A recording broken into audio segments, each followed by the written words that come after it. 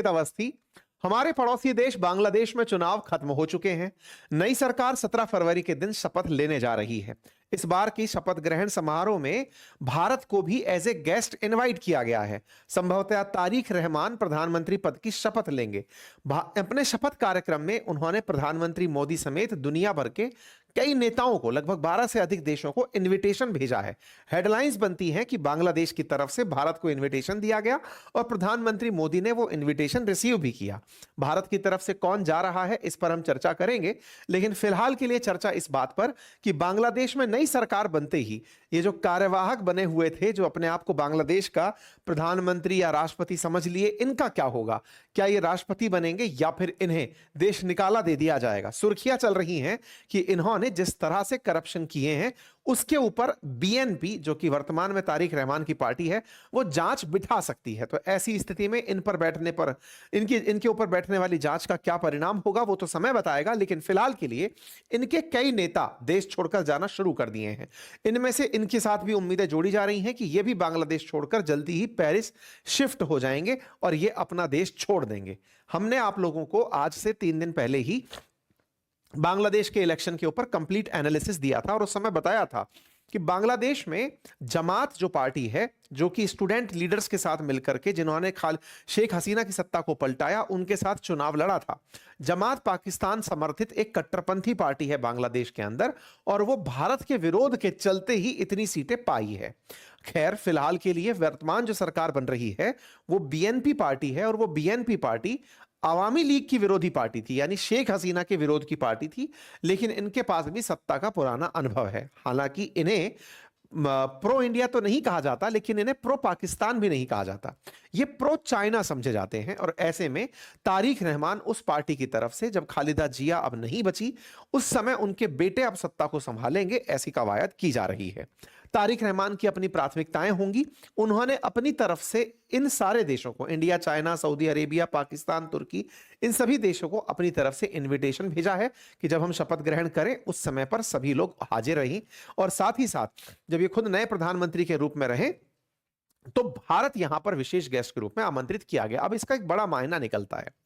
मायना यह कि भारत को लेकर के बांग्लादेश में जिस तरह का माहौल बनाया गया था, भारत के विरोध में जिस तरह से बांग्लादेश में तैयारियां चल रही थी, मोहम्मद यूनुस अपने द्वारा निरंतर बांग्लादेश को पाकिस्तान के पक्ष में करता चला जा रहा था। इतना कि इन्होंने पाकिस्तान और बांग्लादेश के बीच में एयर सेवाएं शुरू कर दी, यात्राएं शुरू कर दी, सैन्य अधिकारियों की आवाजाही शुरू हो गई। मतलब इस तरह से कार्यवाहक एक एडवाइजर ने अपने आप को व्यक्त किया कि जैसे वो बांग्लादेश की चुनी हुई सरकार का प्रतिनिधि हो। बांग्लादेश में फिलहाल जो पार्टी बनकर आई है, इसको जनता ने चुना है, लेकिन मोहम्मद यूनुस को अमेरिका ने बिठाया था और वो बांग्लादेश के लिए लगभग 18 महीने से एक राष्ट्रपति की तरह, एक प्रधानमंत्री की तरह फैसले ले रहा था।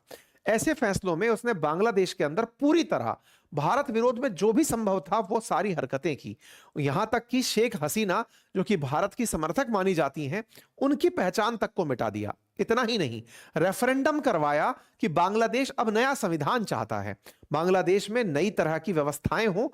इसके लिए इलेक्शन के साथ साथ, ये जो 12 फरवरी को इलेक्शन हुए, उन इलेक्शन में साथ साथ रेफरेंडम तक की भी इन्होंने वोटिंग करवा ली कि जनता संविधान परिवर्तित करना चाहती है, 2 सदन बनाना चाहती है, प्रधानमंत्री के साथ साथ राष्ट्रपति को भी पावर देना चाहती है, तमाम प्रकार के संगठनों का निर्माण करना चाहती है। ये सब चीजें मोहम्मद यूनुस ने करवाई और उनके केंद्र में केवल भारत का विरोध था। ऐसे में अब अगर भारत को यहां पर इनवाइट किया जा रहा है तो इसे एक सकारात्मक कदम के रूप में लिया जा रहा है। हालांकि भारत की तरफ से हमारे लोकसभा स्पीकर जो हैं वो इस शपथ ग्रहण समारोह में हाजिर होने जा रहे हैं।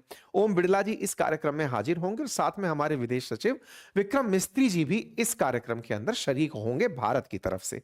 प्रधानमंत्री नरेंद्र मोदी इस कार्यक्रम में क्यों नहीं जा रहे? जैसा कि आप सभी जानते हैं कि नई दिल्ली में एआई इंपैक्ट समिट चल रही है, जिस पर हमने एक डिटेल सेशन किया था और उसमें हमने आपको बताया था कि वहां पर इमानुअल मैक्रोन आ रहे हैं।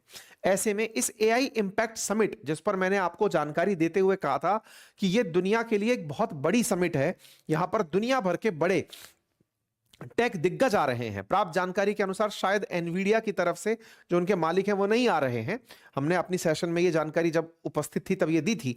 फिलहाल के लिए इमानुअल मैक्रोन यहां पर प्रेजेंट हो रहे हैं और प्रधानमंत्री की इमानुअल मैक्रोन से कल मीटिंग है और कल ही शपथ ग्रहण है और मैक्रोन से मीटिंग है। ऐसे में प्रधानमंत्री वहां पर प्रेजेंट नहीं हो रहे हैं। भारत में जो इमानुअल मैक्रोन की यात्रा है इसके भी बहुत मायने होंगे, क्योंकि भारत संभवतः राफेल से भी उच्च तकनीक के फाइटर जेट पर शायद इनके साथ समझौता कल कर लेगा। ऐसी सुर्खियां फिलहाल सोशल मीडिया पर चल रही हैं।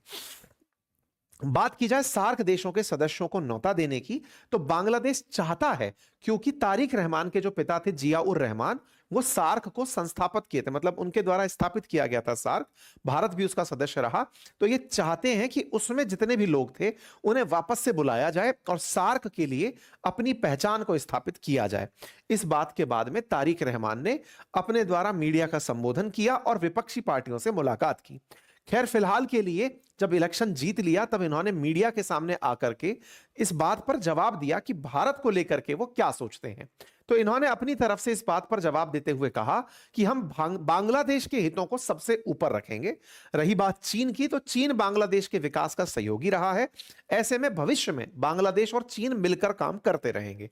चीन भी बांग्लादेश के विकास में महत्वपूर्ण भूमिका निभाता आया है। कुल मिलाकर के भारत को लेकर के इनके द्वारा जो भी थॉट प्रोसेस रहेंगे उनको लेकर के भारत को यहां से आगे संवेदनशील रहना होगा, क्योंकि संभव है कि बहुत सी स्ट्रैटेजिक जगहों को बीएनपी चाइना को ऑफर कर दे और भारत के लिए बांग्लादेश एक चुनौतीपूर्ण स्थिति बना रहे। रही बात पाकिस्तान की कि पाकिस्तान क्या करेगा, तो देखिए पाकिस्तान वाया चाइना यहां पर अपना इन्फ्लुएंस छोड़ सकता है। हालांकि बांग्लादेश के अंदर पाकिस्तान की स्थिति अब उतनी मजबूत नहीं होगी जितनी जमात के आने पर हो सकती थी। जमात का क्या हुआ?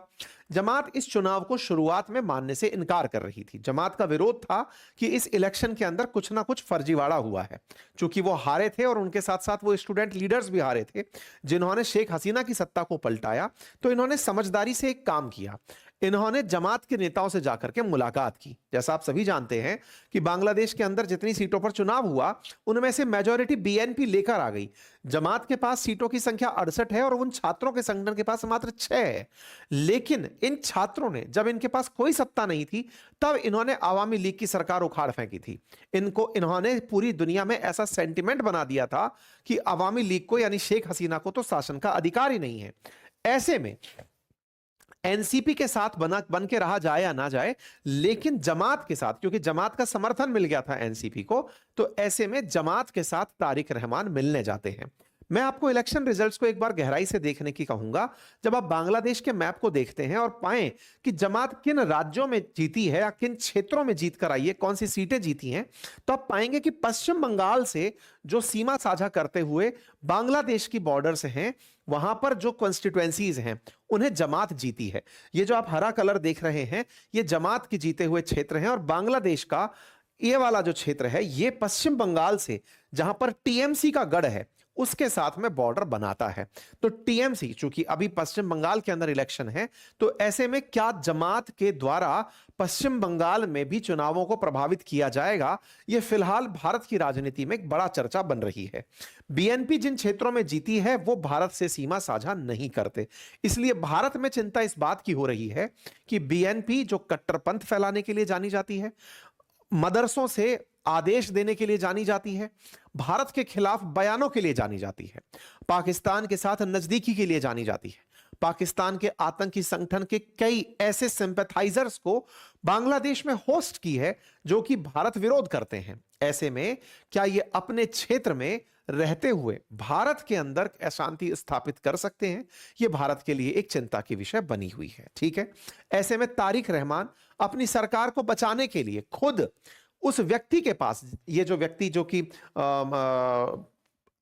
जमात की तरफ से हेड कर रहा है, शफीकुर रहमान, इससे खुद मिलने जाते हैं। मतलब बड़ा ही इंटरेस्टिंग वाकया है। सामान्यतः जो लोग सरकार बना रहे हैं उनके पास लोग जाकर के कहते हैं कि साहब बधाई हो, आप सरकार बना रहे हैं।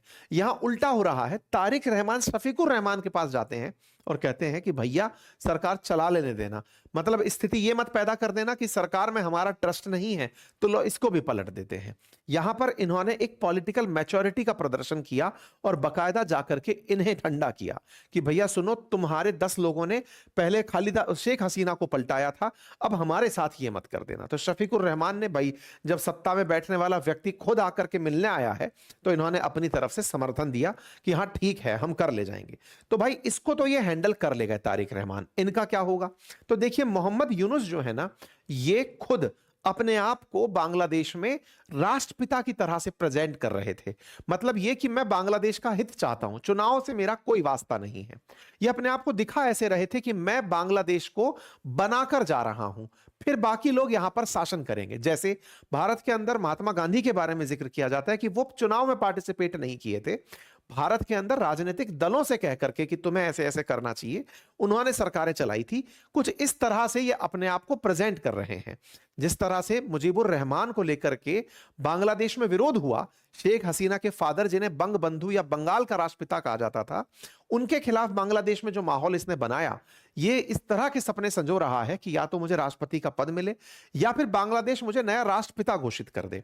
और ये अपने आप के बड़प्पन को दिखाते हुए दिखाता है कि भाई देखो अब आराम से आप लोग यहां शासन करो, मैं यहां पर आपको शासन की व्यवस्था देकर जा रहा हूं। जबकि वास्तविकता यह है कि बांग्लादेश के संविधान में यह बात मेंशन है कि इलेक्शन के बाद में जब चुनाव मतलब 5 साल पूरे होने वाले होते हैं तो आखिरी समय पर जब इलेक्शन की डेट डिक्लेयर होती है तो यहां कार्यवाहक राष्ट्रपति का या कार्यवाहक सरकार चलाने के सलाहकार का पद पहले से ही बनाया हुआ है। लेकिन यह व्यक्ति पिछले 18 महीने से उसी कार्यवाहक पद को रियल पद बनाकर शासन करता आ रहा था और ऐसे में इसने पूरे मंत्रालय अपने यहां पर बनाए हुए थे। अब चूंकि इन्होंने जिनको समर्थन दिया वो चुनाव हार गए और वो व्यक्ति चुनाव जीत गया जो संभवतः पहले भी पार्टी चलाता आ रहा था, ऐसे में इनके तमाम प्रयास विफल रहे। ये जो नया बांग्लादेश बनाने के नाम पर जमात से पाबंदी हटाए, छात्रों के संगठन को मंजूरी दिए, अब जब वो इस पार्टी को शासन में देखेंगे तो अपने आप को पुराने दिनों की याद के साथ जोड़ेंगे। पहले भी इनके ऊपर तमाम केसेस थे, शेख हसीना ने इनके ऊपर काफी सारे केसेस किए हुए थे, लेकिन जब सत्ता पलटी तो सत्ता पलटने के बाद बांग्लादेश में इन्हें वापस से इनवाइट किया गया अमेरिका के कहने पर और इन्होंने खुद पे से केसेस हटा लिए। जहां तक बात हो बांग्लादेश के इलेक्शंस में माइनॉरिटी पॉपुलेशन की, वो चूंकि लगातार घटती जा रही है, ऐसे में बांग्लादेश में केवल 4 हिंदू ही चुनाव जीतकर आए हैं। लेकिन जब आप उनसे बात करते समय कहते हैं कि आप हिंदू हैं और चुनाव जीतकर आ गए हैं, तो वो अपनी आइडेंटिटी छुपाते हुए कहते हैं कि हमें हिंदू कह के संबोधित ना किया जाए, हम बांग्लादेशी होना ज्यादा पसंद करते हैं। खैर, फिलहाल के लिए बांग्लादेश में जो स्थिति अल्पसंख्यकों की है वो आंकड़ों में बयान होती है। लगातार 43% से आज 8% पर है। अगर 71 को भी लेकर चलें तो 20% से आज 8% पर अगर इनकी संख्या है, तो इसके पीछे बढ़ता हुआ कट्टरपंथ और बांग्लादेश में अल्पसंख्यकों का ना हो रहा संरक्षण जिम्मेदार है। कुल मिलाकर के बांग्लादेश के अंदर जो चुनाव के रिजल्ट्स हैं, उससे भारत के पश्चिम बंगाल में चुनावों को प्रभावित होने की चिंता के रूप में देखा जा रहा है। जहां तक बात हो भारत के साथ इनके संबंधों की, वो आने वाले समय में भारत हैंडल करना जानता है, बीएनपी को वो कर ले जाएगा। इनके बारे में अगर डिटेलिंग की जाए तो वो ये कि जिस दिन इलेक्शन घोषित हो, मतलब जिस दिन इलेक्शन होने वाले थे, उससे पहले एक वेल्थ स्टेटमेंट बाहर निकल कर आता है जिसमें से पता चलता है कि मोहम्मद यूनुस ने जिन 21 लोगों को मंत्री बनाया था, उनमें से 18 की जो संपत्ति है ये पिछले 1-1.5 साल के अंदर बढ़ गई है, जिनमें मोहम्मद यूनुस खुद भी शामिल है। ऐसे में जब ये वेल्थ का डेटा बाहर निकल कर आया तो मोहम्मद यूनुस के खुद एक आईटी एडवाइजर, जिनके ऊपर संपत्ति के साथ साथ भ्रष्टाचार का आरोप भी इन दिनों लगना शुरू हो गया था, वो बांग्लादेश छोड़कर जा चुके हैं। वो ऑलरेडी फ्लाइट लेकर के निकल चुके हैं। बांग्लादेश में ये बड़ी चर्चा बनी हुई है। इनके साथ में जितने भी लोग थे उन सब की संपत्ति में लगभग इजाफा हुआ है। बांग्लादेश के अंदर ये बड़ी चर्चा का विषय बना हुआ है। इनके सहयोगी फैज अहमद तैयब वो बांग्लादेश छोड़कर निकल चुके हैं। ये तारीख 14 फरवरी की बात निकल कर आती है, यानी जैसे ही बीएनपी सत्ता में आती है तत्काल प्रभाव से ये 13 तारीख को सत्ता की बात आती है और ये निकल लेते हैं। ऐसा क्या था और ये कौन थे? ये खुद शेख मोइनुद्दीन और फैज अहमद जो हैं, ये डॉक्टर यूनुस के एडवाइजर हुआ करते थे, यानी एडवाइजर ने खुद के लिए एडवाइजर रखे हुए थे। और इनके ऊपर आरोप ये था कि जिस काम को 165 करोड़ में किया जा सकता था, ये इन्होंने 326 करोड़ टका में किया था। इस काम के लिए इन्होंने एक्सरेटेड बिल बना करके बांग्लादेश में दिए थे। इसका जब पूछा गया था इनसे, तब इन्होंने कहा था कि बांग्लादेश को भविष्य के अंदर ऐसे खर्चे करने होंगे, ऐसे इन्वेस्टमेंट के लिए जरूरत पड़ेगी, इसलिए मैं बड़ी खरीद कर रहा हूं। और इनके ऊपर आरोप लगे थे कि इन्होंने अपने पद का दुरुपयोग किया और महंगे बिल कटा करके चाइनीज कंपनी हुआवे जो कंपनी है उसको इन्होंने टेंडर दे दिया था। कुल मिलाकर के जब इनके खिलाफ विरोध मोहम्मद यूनुस के समय पर ही बढ़ने लगा तो इन्हें एक कमेटी का अध्यक्ष बनाया गया, जो कमेटी इनके खिलाफ नहीं, शेख हसीना के समय पर जो खरीद हुई थी उसकी जांच करने के लिए बनाई गई थी। मतलब हद यह था कि इनकी खरीद पर उठे सवालों की बनी कमेटी ने शेख हसीना के समय पर हुई खरीदी जो थी उसकी जांच करना शुरू कर दिया था। कुल मिलाकर के बांग्लादेश को हर तरह से इन्होंने लूटा। कुल मिलाकर जब बीएनपी की सत्ता यहां आई तो ये सब एक एक करके यहां से निकलना शुरू हो रहे हैं। सूत्रों की बात माने तो चर्चा है कि बीएनपी जैसे ही सत्ता में शपथ ग्रहण करेगी वो तत्काल प्रभाव से मोहम्मद यूनुस के साथ के जितने भी मंत्री थे उनकी जांच बिठाएगी। और इसी के चलते चर्चा है कि मोहम्मद यूनुस बांग्लादेश छोड़ करके पेरिस चले जाएंगे। और उनके बारे में कहा जाता है कि पहले भी ये पेरिस में ही थे, तो ये वापस वहीं पर उड़कर चले जाएंगे। इनके साथी लोग जो हैं वो ऑलरेडी यहां से निकलकर जा चुके हैं। खैर, अब जो भी हो, भारत अब धीरे धीरे यहां से उम्मीदों की इंतजार में है कि कुछ बेहतर स्थिति यहां पर बन करके आएंगी। जहां तक बात हो भारत की कि भारत इस स्थिति से कैसे निपट रहा है, अगर चाइना भारत के बिल्कुल नजदीक बीएनपी का यूज करना शुरू कर दे तो क्या होगा।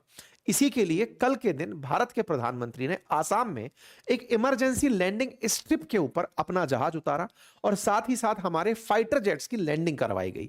ये ऐसे समय पर विकसित किया गया काम है जिस समय पर बांग्लादेश में पिछले 18 महीने से लगातार चाइना का और पाकिस्तान का इंटरफेरेंस बढ़ता चला जा रहा है। ऐसे में चिंताएं व्यक्त की जाती हैं कि बांग्लादेश अगर इस तरह की स्थिति पैदा कर देता है तो उससे निपटने के लिए, चाइना से निपटने के लिए, बांग्लादेश से निपटने के लिए भारत की तैयारी क्या है। इस बीच में भारत ने अपने द्वारा एक इमरजेंसी लैंडिंग सुविधा बनाई जिस पर प्रधानमंत्री का खुद हवाई जहाज उतरता है। एक रोड है जिस रोड पर फाइटर जेट्स, हवाई जहाज, हेलीकॉप्टर्स सब एक एक करके उतरने लगते हैं। एक हाईवे पर इस तरह की सुविधा बनाना यह उस समय के लिए है कि कल को अगर युद्ध की स्थिति होती है तो जरूरत नहीं है कि एयरबेस पर ही ये सब सारे टचडाउन हो, एक हाईवे के ऊपर भी किए जा सकते हैं। और इस प्रकार से कल के दिन प्रधानमंत्री ने पूरी तरह से इस इमरजेंसी लैंडिंग फैसिलिटी को देश के साथ में साझा किया। बकायदा यहां पर राफेल भी उड़ाया गया और यहां से एक तरह से यह व्यवस्था सुनिश्चित कर दी गई कि हमारे एयरबेस की तरह हमारे रोड भी यहां पर इस्तेमाल किए जा सकेंगे। यह व्यवस्था पूरी तरह से तमाम प्रकार के फाइटर जेट्स और हेलीकॉप्टर्स के साथ आसाम में टेस्ट की गई है और आसाम के अंदर डिब्रूगढ़ के अंदर इसका कंप्लीट परीक्षण हुआ है। जहां पर ये emergency Moran emergency landing facility बनी है, यहां से मात्र 250 किलोमीटर की दूरी पर चाइना बॉर्डर पड़ता है। अगर कल को चाइना बांग्लादेश के अंदर भारत के बॉर्डर को यूज करने आता है तो ऐसे में भारत ने ऑलरेडी अपनी सुव्यवस्थाएं यहां पर तैयार कर ली।